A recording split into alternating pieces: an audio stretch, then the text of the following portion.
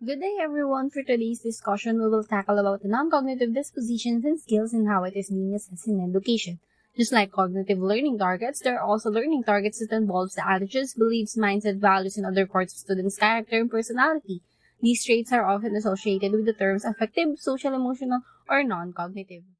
These are the 8 learning targets that consist of both dispositions and student skills. First is the affective targets, defined as the emotions or feelings students have towards someone or something. For example, student A has a strong feeling of answering what problem compared to a science experiment. The second one is the attitudes target. These are the students' reactions towards something.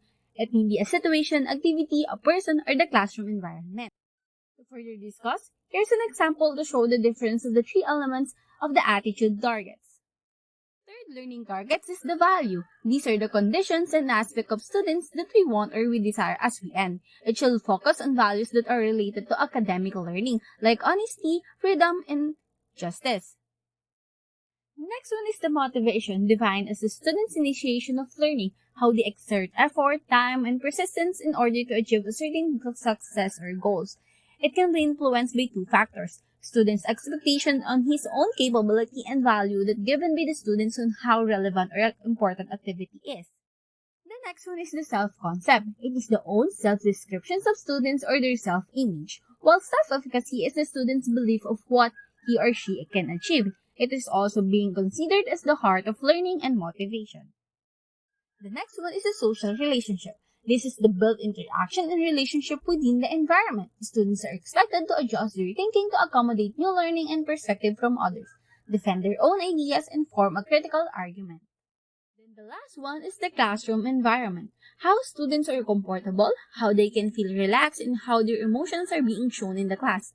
The following are the characteristics that can be used by the teachers as learning targets. Let's discuss the 4 methods of how we can assess the non-cognitive dispositions and skills.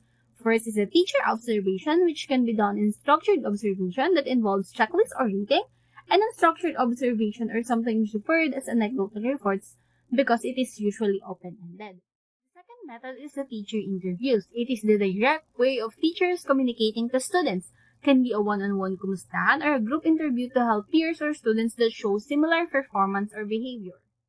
The third method is student self-reports. It is knowing the current state of students can be processed through constructed response which the student will answer in complete sentences or one-liner question. The second way is using a rating scale that indicates intensity. And constructed self-report items, connections of behavior, thoughts, and feelings to each rate are being considered.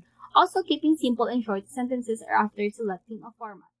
Now, for our last method, the student self-assessment. The process of students monitor and evaluating their learning performance. In this method, students are also giving themselves an immediate feedback and empower them to guide their own learning, which is the goal of the student self-assessment. There are many approaches or strategies that can be done to address student self-assessment, but the important thing to consider is teachers need to find activities that are comfortable for students. To promote student self-assessment, it can be worksheet, checklist, sentence completion activities, or rating scales. To finally end our discussion, we have 3 approaches to measure the non-cognitive dispositions and skills. Each of the following has both advantages and disadvantages. To help you out, you may first consider the type of trait or belief you want to assess. Then check which appropriate method can be done in that type of traits or beliefs. On the other hand, the choice of method to use is still depend on the context, nature of students, targets, and level of comfort in using a particular approach. This is Justin Cruz, and thank you for listening.